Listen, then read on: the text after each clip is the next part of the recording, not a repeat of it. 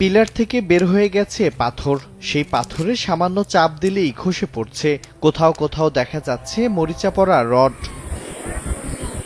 2 দশক আগে রাঙামাটিতে নির্মাণ করা হয় 294 মিটার দৈর্ঘ্যের আসামবস্তি সেতু, যা শহরের সঙ্গে যুক্ত করেছে খেপ্পপাড়া ও কাপ্তাই সড়ককে।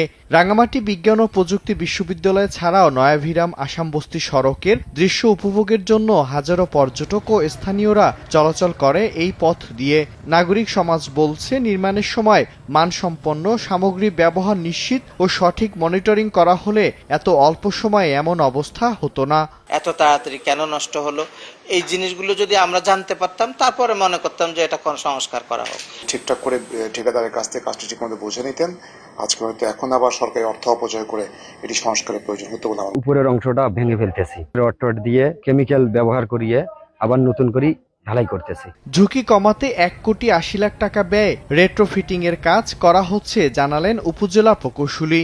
যখনই আমাদের ফল্ট আমাদের চোখে পড়েছে, আমরা সাথে সাথে আমরা সেটা উদ্যোগ নিয়েছি এটা ঠিক করার।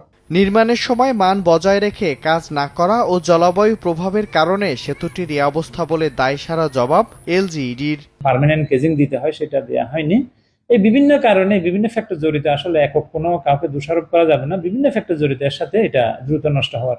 সেতুটির 2003 সালে নির্মাণ কাজ শুরু হয় আর 2006 সালে যান চলাচলের জন্য উন্মুক্ত করা হয়। সময় সংবাদ, রাঙামাটি।